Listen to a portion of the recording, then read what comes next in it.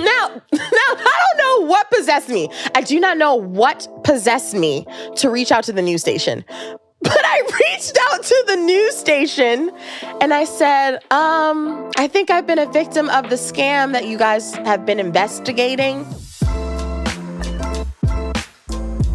What's going on? Welcome back to the 9 to Fly podcast. I am your host, Cinneah of Flynanced, and I am really excited about this episode because I am sharing a story that I've never shared on Flynanced before, though many people may have heard this story told in other places.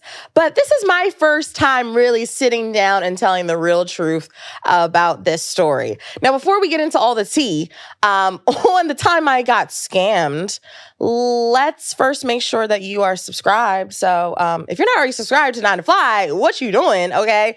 Subscribe across all our platforms and be sure to follow us on IG, TikTok, and subscribe on YouTube. Okay, so today we're going a little off the cuff, off the script. I want to tell you the real story behind the time I got scammed. Me and my friends actually got scammed out of $5,000 in a trip to New Orleans for Essence Fest. So I think it's been enough time in my life, enough time has passed, so to speak, that now I can kind of look back on that experience and definitely see some of the things that I did wrong. But the reality is, I thought I was doing the best that I could for the situation that I was in my early 20s, right? And just to set the scene, it was 2018. I was only a year into working full time. I didn't even have access to credit. I couldn't really afford to put a whole trip on a credit card. I didn't have those kind of things at that time in my financial journey. And, if any of you are familiar with the movie Girls Trip with Jada Pinkett Smith and Queen Latifah, that movie had just come out. So that movie had just come out. Me and my friends were just like, oh my gosh, we need to go to Essence Fest. This seems so fun. This seems so cool. I was like 23, 24. Yeah, I was like 23. I was like 23 years old. So I just want to set the scene to really let you know, okay, this is how I got scammed, right? I was young, I was vulnerable, and I was also just really pressed to go to Essence Fest. So again, way back then, this was like 2018. Because me and my friends didn't have a ton of money, we didn't really have access to credit, right? There were none of us that were just like, yeah, put it all on my Amex and you just pay me back. None of us had it like that back then. So we were really trying to figure out, well, how can we get to Essence Fest, right? We can't really afford to pay for a whole hotel room and pay for all of these things out of our pockets. How are we going to be able to make this work for ourselves financially? So, a little bit about me. I'm a scrappy girl. Give me a resource and I'm going to figure out something with it. So I just remember being like, oh, well, I'm seeing a lot on Eventbrite. Now, you can probably see where this is going to go, right? But hey, back then, 2018, I thought that no one's going to lie about a trip on Eventbrite. But here's the thing. What that offered was an ability to pay over time, right? There was a payment plan attached to a lot of these different packages that we were seeing on Eventbrite. And people offering, the hotel's included, your concert tickets are included, all the whole shebang. Also, if you're not familiar with Essence Fest, it is like this huge multi-day festival that happens every year in New Orleans, like really big musical acts. There's a concert, there are all these events, all these parties. It's a whole vibe and then some. So that's why we were really pressed to go, okay? Now, we found this travel agent. We were talking to her on Eventbrite and, everything was really smooth. Everything was fine. It was peachy keen. And here I was really thinking I was doing my due diligence, right? She was sending us receipts every month and invoices. And I'm just like, yeah, everything's so professional. Every time I reached out to her, she was super responsive, super communicative. Everything seemed like it was going off without a hitch. And all in all, we each paid about $1,000, a little more than $1,000 each. And that was going to include our hotel room. We were supposed to be in this like beautiful 2-queen bedroom, and we were going to have concert tickets and also some party passes. So for us, it was a really good deal considering we didn't really have a lot of money. We couldn't really afford to get to Essence Fest on our own. Now, fast forward to, it was like the day before we were leaving for New Orleans. And looking back, thank God we got our flights separately, right? We didn't get our flights as part of the package. We got them separately, also because we literally couldn't afford to add more on to the payment plan. The night before, we got this like really cryptic email from the travel agent where she was pretty much saying, I want to dispute any negative claims that are being said about me and my business. And we were just like, what is this about? I don't know. But let's be honest, there was so much going on. You know, the pre-trip travel Olympics, you know, that marathon, that sprint where you're like running around trying to like get your hair done, your nails done, or my toes done, am I packed? All of that was happening. So let's just say we didn't really pay it that much attention because it was kind of like, well, we got all this other stuff going on. It'll work itself out, right? Well, here's what I remember. I remember having a layover in some random city. I had a layover, and I remember my friends kept blowing up my phone. Like, I got on off the plane, and I just remember, like, turning my phone back on and having all these missed calls and all these messages. And when I finally got in touch with one of my best friends, she was, like, frantic. She was like, oh, my God, we don't have a hotel room, because a few of them had a direct flight. So they were already in New Orleans. And I was just like, wait, hold on. We got receipts. We got invoices. What do you mean we don't have a hotel room? We've been paying for this trip for like 5 months. So that's when the scam started to unfold. Essentially, the travel agent had taken our money, but didn't actually fully pay out all of these different expenses. So while deposits were put down for hotel rooms, she never actually finished paying on the rooms. So the hotel released the rooms. So essentially, my friends went to go check into a hotel room that did exist, but had now been rebooked by other Essence Fest attendees. And I just remember by the time I got to New Orleans and it really hit us that, oh, wow, we're homeless. I remember the hotel front desk manager being like, oh my God, like, we're so sorry about this. We tried to do everything in our power to let you all know that these rooms weren't paid for, but unfortunately, she didn't put any of your contact information. So again, typical scam artist bullshit, right? She intentionally made it so that there was no way that we would have even known that any of this was happening. Okay, so that was the first thing. Now, at the same time, I'm going to do a slight deviation in this story because this is also an important fact. And if you've seen some of the teasers around this episode, then you know that I ended up on the local news about this. But essentially, as we were like, you know, kind of in shock around what's happening, like, are we really getting scammed? Is this really happening? One of my friends had found an article that a local news station based in New Orleans has started to write. So that cryptic email, remember I was saying she sent a cryptic email the night before? Well, in the local news circuit, it was already getting around that this woman was scamming people, right? Of course, we're coming from out of town, so we never saw the local news clip until we started digging a little bit deeper. Well, now, I don't know what possessed me. I do not know what possessed me to reach out to the news station. But I reached out to the news station and I said, I think I've been a victim of the scam that you guys have been investigating. And I just remember whoever I spoke to being like, oh my gosh, where are you? Can we come meet you? We're going to bring a camera crew. And that's how I ended up on the local news. Because they were doing this story, they were profiling, they were letting people in the local area know what was going on. I ended up doing an interview where I was literally, at that point, very much homeless. I had just landed in New Orleans. They met me at the local mall. I remember we met at the mall. And this was before we kind of knew what was happening. So I gave that interview fresh off of the shock of, is this really happening to me? Did we really spend all this money, fly down to New Orleans, and now we're going to be homeless in a city where we don't know anyone? And also there are like 20,000 people in New Orleans. So the chances of finding a new hotel room, slim to none. There was just like so much going on. But like, you know, looking back now, we have that that unfortunate interview that I gave to look back at those memories. Okay, so fast forward.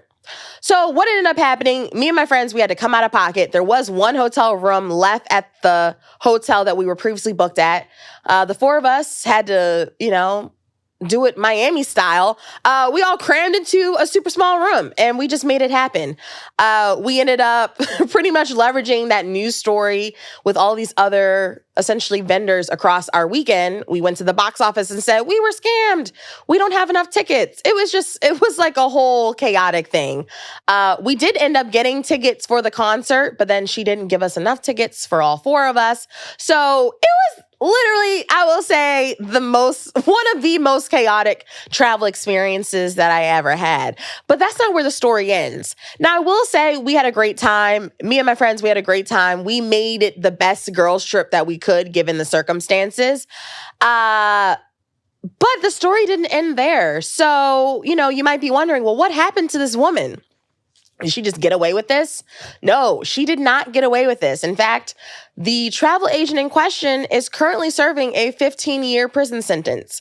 So, at the time, it kind of made me feel like, is this really justice? I know that I'll probably never get that money back.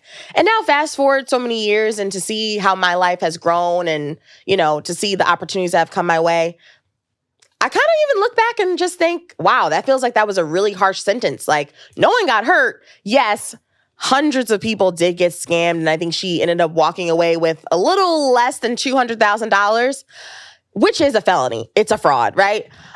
It's felony fraud. But, we also know the incarceration system is really harsh on Black women. And I can't imagine what she's going through because of this mistake that she made. But here's what I took from it. There were some clear things that I want to share with you that hopefully you can use to avoid getting scammed in any of your future travels. So, as I look back at that experience, I recognize that me being young, I was 23, I was 24. I didn't have access to capital. I was extremely vulnerable. And, to look at my group of friends and many of the other women that were kind of a part of this scam, many of us were low income. Some were single mothers. A lot of us didn't have other resources. Therefore, that's why we were vulnerable to this kind of, this kind of scam. So that's kind of like the first thing that we always got to put into context. I think, I got scammed really because I thought I was doing the best with what I had, but someone who knew how vulnerable we were took advantage of that. So when you think about predatory lending and even some of these other predatory practices or why people might fall into scams, sometimes you got to extend yourself and those people grace because we really did the best that we could, right? We didn't think that this woman would try to take advantage of us, especially for a festival for Black women by Black women. And if I didn't mention this already, the travel agent who scammed us was a Black woman. Very unfortunate on all levels. But here's another thing to consider. When you're booking with a travel agent, something that I've learned from that experience moving forward is that it's always great to have travel insurance. Back then in my travel journey, I didn't know about travel insurance. I didn't know that it was something that I could have.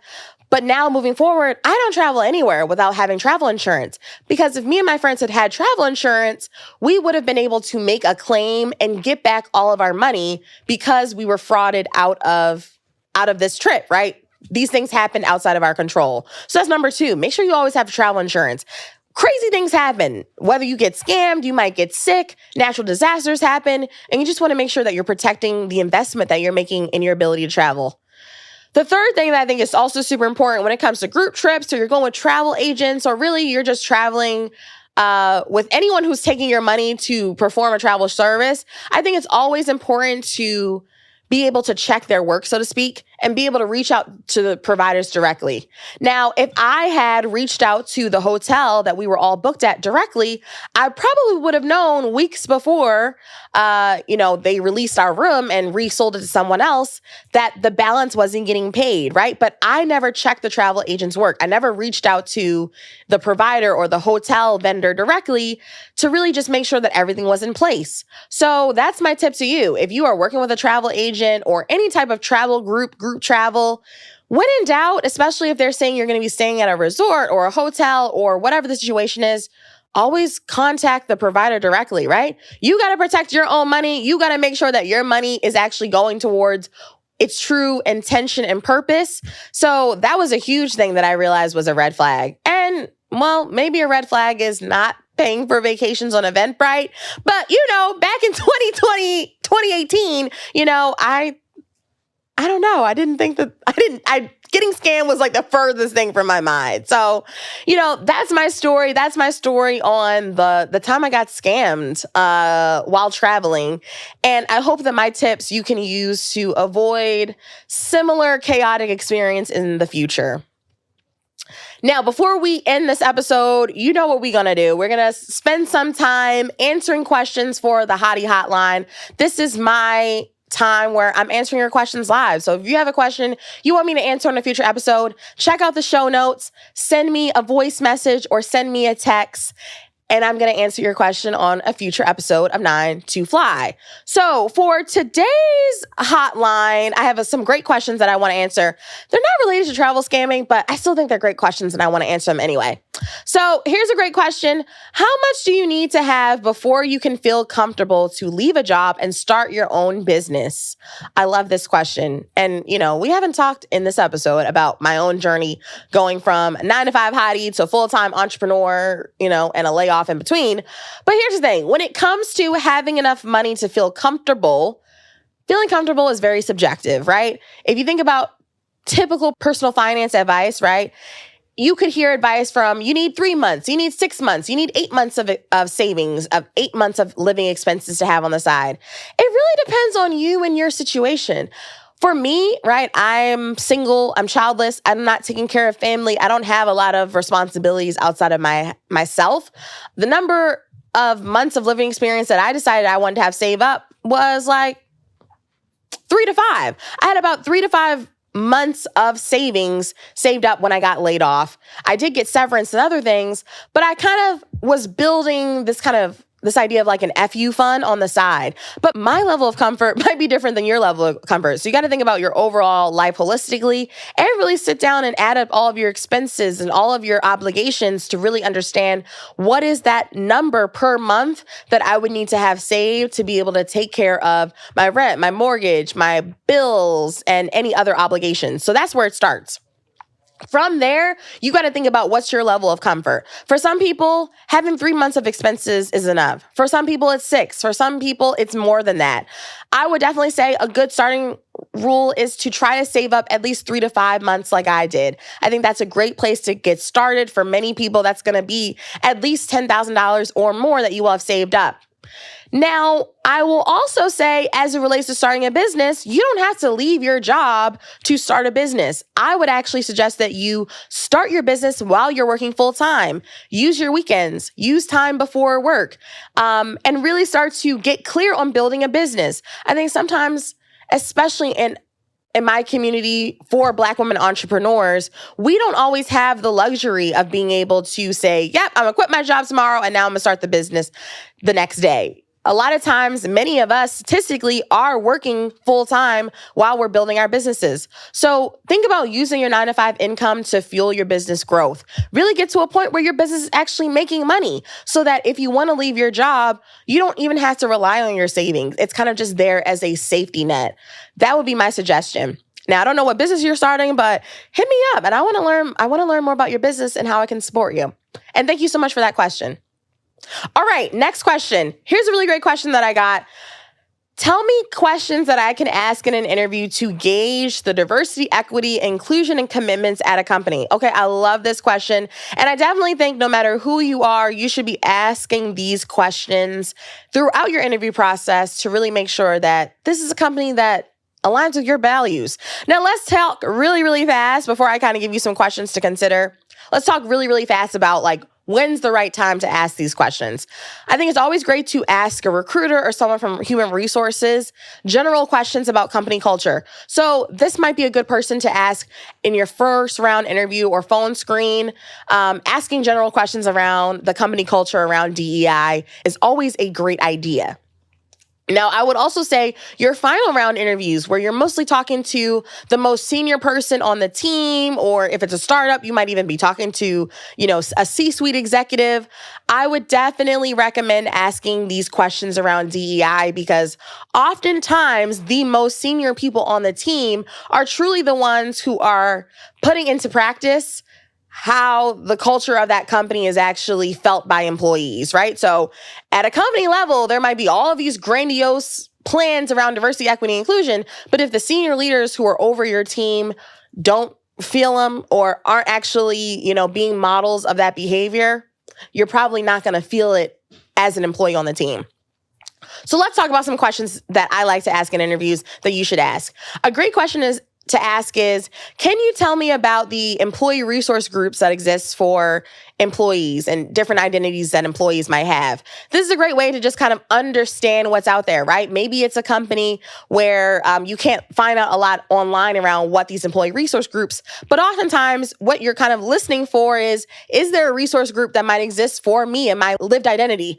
Well, whether I am, a veteran, or I'm part of the LGBTQ community, or I'm Black, Latina, I'm a woman in tech, right? Just kind of thinking, are these communities built into the company is really going to be key. Another question that I love to ask senior leadership is, can you tell me how you are enforcing or putting into practice the company's mission around blank, right? So you can easily go to a public release or a press release that the company, may have published. I think this is a great question for anyone who identifies as Black. And, there's a company that might have had these really great ideas around all they were going to do coming out of 2020. You might want to ask a senior leadership, well, how are you actually putting into practice the company's mission on blank? Or I saw that the company has a goal of increasing Black leadership by 20%. What are you doing across the team to help the company get closer to that? It's a really bold question to ask, but I think it's important because I think it's actually getting you closer to understanding what is truly the overall culture on the team that you might be joining.